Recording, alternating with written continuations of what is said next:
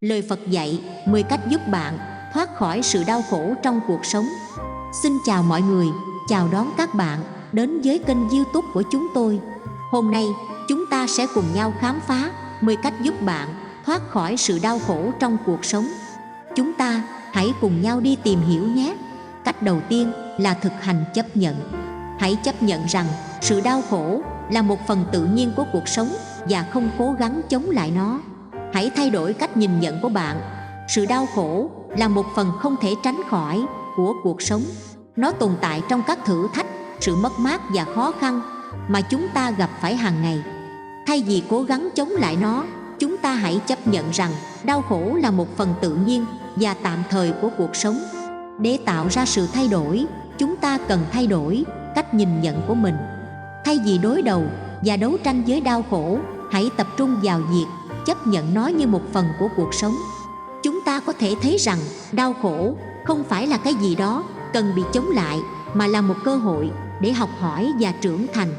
Một yếu tố quan trọng trong việc chấp nhận là nhận thức về tính tạm thời của mọi thứ. Mọi trạng thái, tình huống và cảm xúc đều không thể duy trì mãi mãi.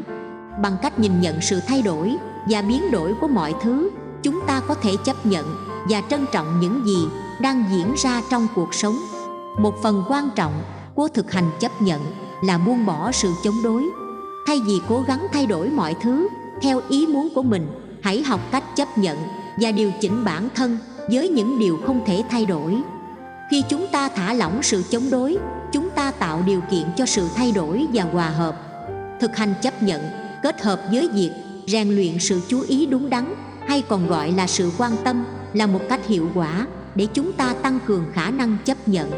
Bằng cách sống trong hiện tại và nhìn nhận mọi trạng thái một cách không đánh giá, chúng ta tạo điều kiện cho sự bình an trong tâm trí. Thực hành chấp nhận không chỉ áp dụng trong những tình huống khó khăn mà còn trong cuộc sống hàng ngày. Hãy chấp nhận bản thân, những người xung quanh và mọi trạng thái mà chúng ta trải qua. Chúng ta có thể hạnh phúc hơn khi chấp nhận và trân trọng những điều đang diễn ra ngay trong lúc này. Thực hành chấp nhận không chỉ mang lại sự bình an trong cuộc sống, mà còn giúp chúng ta phát triển sự tự tin, khả năng thích nghi và lòng biết ơn. Khi chúng ta chấp nhận và trân trọng mọi trạng thái, chúng ta mở cánh cửa cho trái tim mình để đón nhận hạnh phúc và sự thịnh vượng. Cách thứ hai là tìm hiểu nguyên nhân sự đau khổ. Hãy cố gắng hiểu rõ nguyên nhân của sự đau khổ và tìm cách thay đổi để giảm bớt nó. Để giảm bớt sự đau khổ, chúng ta cần đào sâu vào tìm hiểu nguyên nhân. Đau khổ có thể xuất phát từ những tình huống, quan điểm hoặc hành vi của chính chúng ta. Bằng cách thấu hiểu nguyên nhân, chúng ta có thể khám phá những thay đổi cần thiết để giảm bớt sự đau khổ trong cuộc sống. Khi đối mặt với đau khổ, không cần phải cô đơn. Gia đình và bạn bè là nguồn hỗ trợ quan trọng trong hành trình của chúng ta. Hãy dũng cảm chia sẻ nỗi đau của bạn với những người thân yêu và tìm kiếm người có thể lắng nghe và cung cấp lời khuyên hữu ích. Khi chúng ta mở lòng và chia sẻ, chúng ta không chỉ giảm bớt gánh nặng của sự đau khổ, mà còn tạo cơ hội để nhận được những góp ý và quan tâm từ người khác. Qua việc chia sẻ, chúng ta cùng nhau vượt qua những khó khăn và tìm kiếm giải pháp, mang lại hạnh phúc và sự an ủi. Để tìm sự hỗ trợ từ gia đình và bạn bè, chúng ta có thể tham gia vào các nhóm cùng sự quan tâm, câu lạc bộ hoặc cộng đồng. Tại đây, chúng ta có thể gặp gỡ những người chia sẻ cùng sự đau khổ và tìm kiếm cách giải quyết khó khăn. Hãy tạo cho mình một mạng lưới hỗ trợ vững chắc và cảm nhận sự ấm áp và đồng điệu từ những người xung quanh.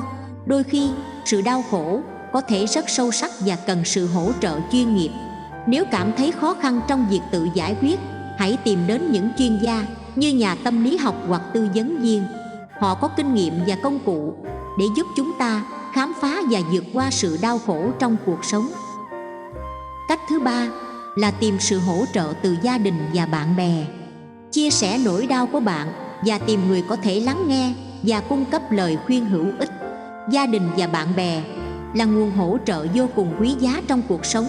Khi chúng ta gặp khó khăn và đau khổ, việc chia sẻ nỗi đau của mình với những người thân yêu không chỉ giúp giảm bớt áp lực mà còn mang lại sự an ủi và đồng cảm. Để tìm sự hỗ trợ từ gia đình và bạn bè, chúng ta cần dũng cảm chia sẻ cảm xúc và nỗi đau của mình. Hãy tạo một không gian an toàn để thảo luận và lắng nghe những người thân yêu. Trò chuyện một cách chân thành và thành thật, chia sẻ những suy nghĩ và cảm xúc của bạn. Một phần quan trọng trong việc tìm sự hỗ trợ là nhận lời khuyên từ những người thân yêu. Hãy tìm người có kinh nghiệm và kiến thức để được tư vấn và hướng dẫn. Những lời khuyên hữu ích từ những người đã trải qua những trạng thái tương tự sẽ giúp bạn nhìn nhận vấn đề từ một góc nhìn mới. Khi chia sẻ nỗi đau và tìm sự hỗ trợ từ gia đình và bạn bè, chúng ta tạo ra một tinh thần đoàn kết và sự gắn kết. Sự chia sẻ và lắng nghe trong một môi trường yêu thương và tôn trọng giúp chúng ta vượt qua những khó khăn và tìm lại sự cân bằng trong cuộc sống. Chúng ta đã khám phá tầm quan trọng của việc tìm sự hỗ trợ từ gia đình và bạn bè. Hãy dũng cảm chia sẻ nỗi đau và tìm người có thể lắng nghe và cung cấp những lời khuyên hữu ích. Hãy nhớ rằng không cần phải đối mặt với khó khăn một mình. Chúng ta có những người thân yêu sẵn sàng ở bên cạnh chia sẻ và giúp đỡ. Cách thứ tư là áp dụng các phương pháp tự chữa lành như viết nhật ký, thực hành yoga, thiền định, tập thể dục. Hãy khám phá những hoạt động này để giải tỏa căng thẳng và tìm lại sự cân bằng trong cuộc sống. Viết nhật ký là một phương pháp tự chữa lành mạnh mẽ. Bằng cách ghi lại những suy nghĩ, cảm xúc và trải nghiệm của chúng ta có thể giải tỏa căng thẳng và tìm hiểu sâu hơn về bản thân mình. Hãy dành thời gian hàng ngày để viết nhật ký và khám phá sự thay đổi tích cực trong tâm trí và tâm hồn. Yoga và thiền định là hai hoạt động tuyệt vời giúp chúng ta tìm lại sự cân bằng trong cuộc sống. Với các động tác linh hoạt và hơi thở chú trọng, yoga giúp chúng ta giãn cơ, làm dịu tâm trạng và cải thiện sức khỏe toàn diện.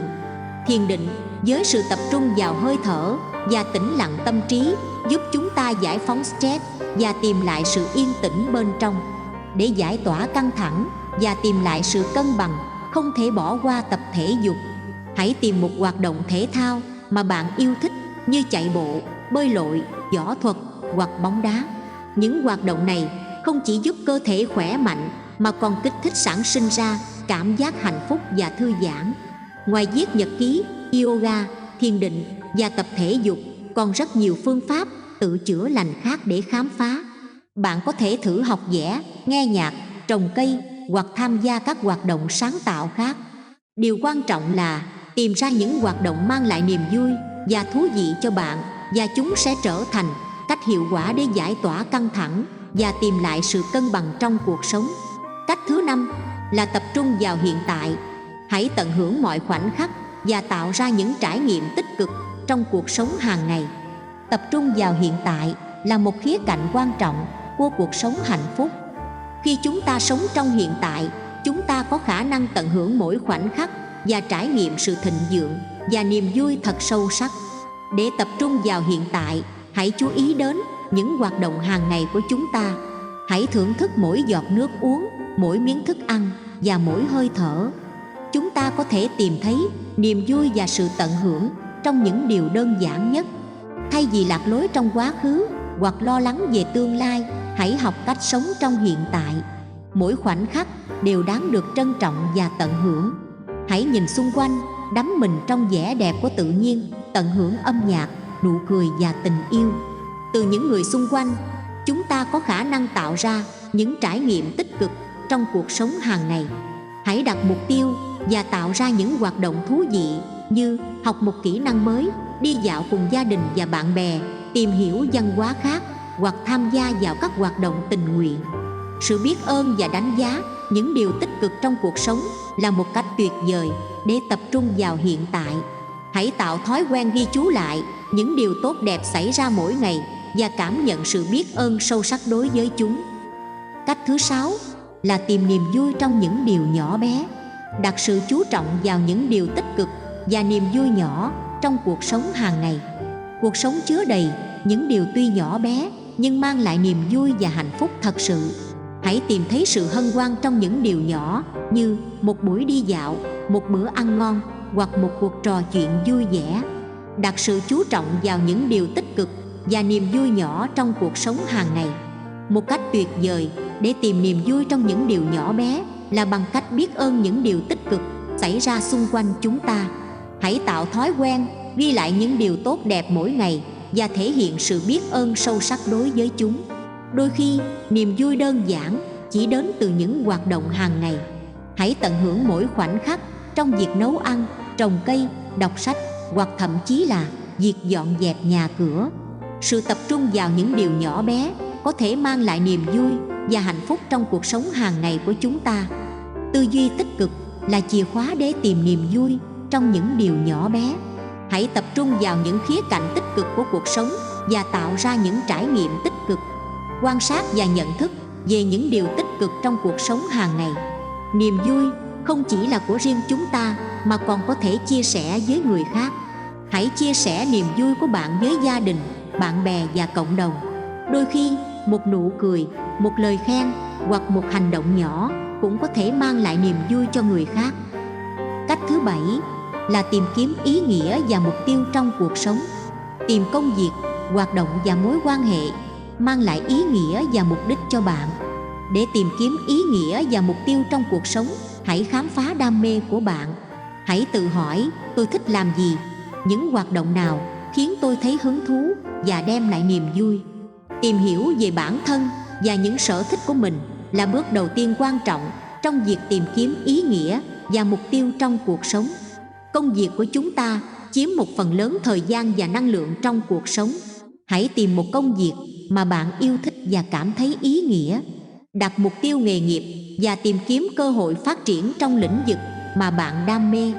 Bằng cách đó, bạn sẽ có thể tận hưởng công việc hàng ngày và cảm nhận được ý nghĩa và mục tiêu trong cuộc sống.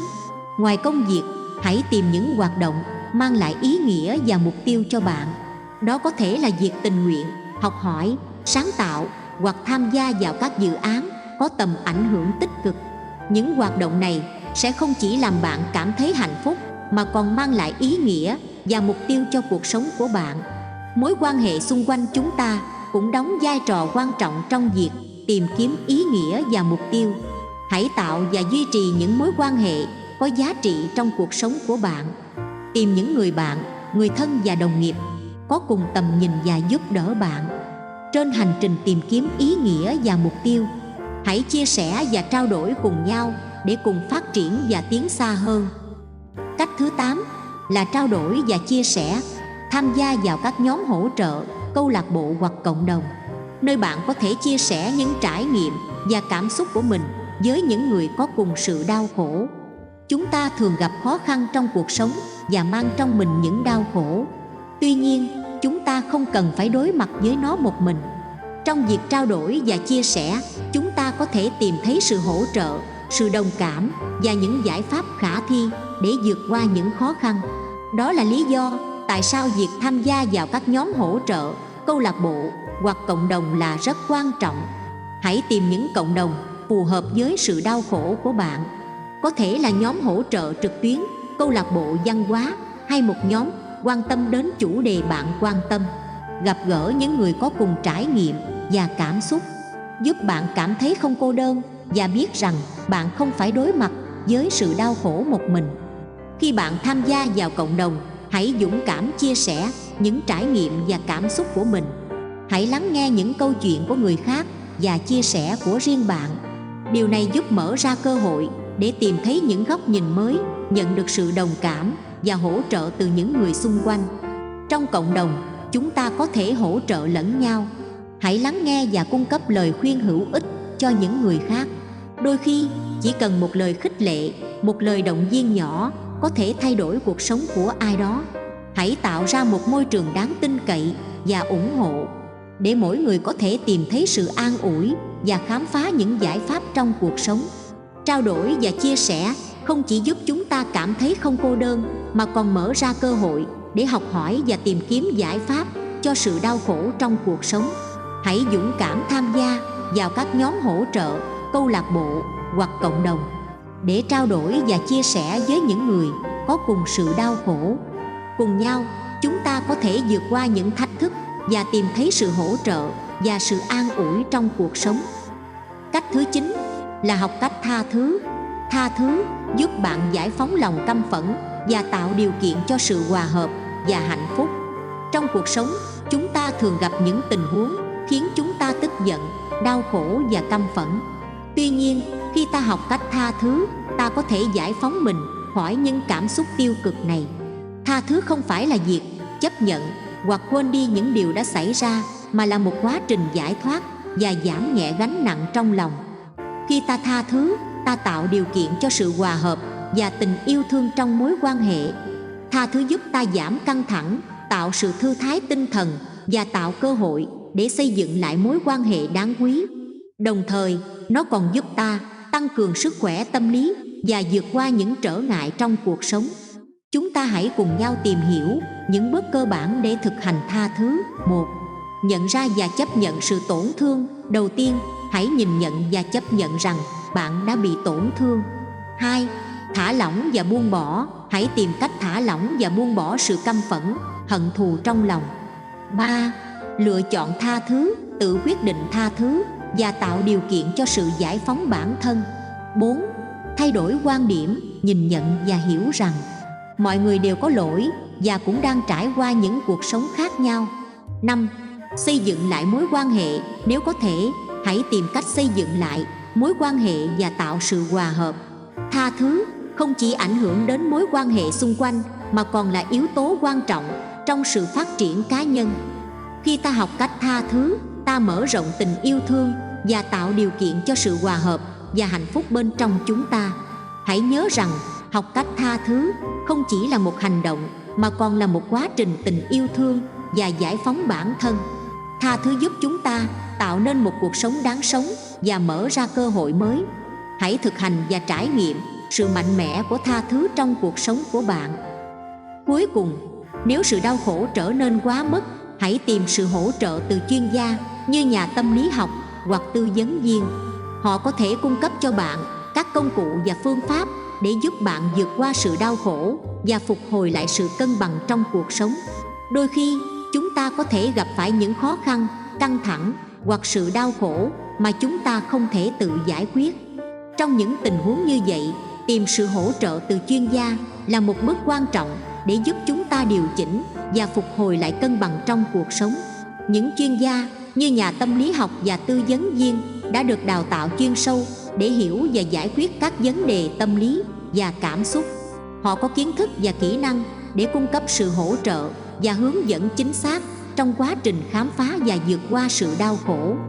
Tìm sự hỗ trợ từ chuyên gia mang lại nhiều lợi ích đáng kể. Họ có thể giúp bạn: 1.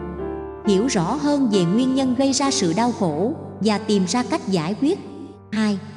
Cung cấp cho bạn các công cụ và kỹ năng để vượt qua sự đau khổ và khôi phục sự cân bằng trong cuộc sống. 3. Tạo một không gian an toàn để bạn có thể chia sẻ và xử lý những cảm xúc phức tạp. 4. Xây dựng một kế hoạch hành động cá nhân để bạn có thể tiến lên phía trước với sự tự tin và sự hỗ trợ từ chuyên gia. Để tìm được sự hỗ trợ phù hợp, bạn có thể tìm hiểu về các chuyên gia trong lĩnh vực mà bạn cần hỗ trợ, như tâm lý học, tư vấn gia hoặc chuyên gia tâm lý. Tìm hiểu về kinh nghiệm và phương pháp làm việc của họ. Hỏi ý kiến và đánh giá từ những người đã từng tìm sự hỗ trợ từ chuyên gia. Tìm sự hỗ trợ từ chuyên gia là một bước quan trọng trong việc vượt qua sự đau khổ và phục hồi cân bằng trong cuộc sống. Đừng ngần ngại và đặt sự chăm sóc bản thân lên hàng đầu. Hãy nhớ rằng bạn không phải đi qua những khó khăn này một mình. Hãy tìm sự hỗ trợ từ chuyên gia để có một cuộc sống thịnh vượng và hạnh phúc hơn. Vậy là chúng ta đã khám phá 10 cách giúp bạn thoát khỏi sự đau khổ trong cuộc sống. Hãy áp dụng những cách này và tìm lại sự cân bằng và hạnh phúc trong cuộc sống của bạn. Hãy nhớ rằng sự thay đổi bắt đầu từ bạn. Cảm ơn các bạn đã theo dõi video của chúng tôi. Nếu bạn thích video này, hãy like, share và subscribe kênh để không bỏ lỡ những nội dung hữu ích tiếp theo. Hẹn gặp lại các bạn trong video tiếp theo. Chúc mọi người luôn hạnh phúc và bình an.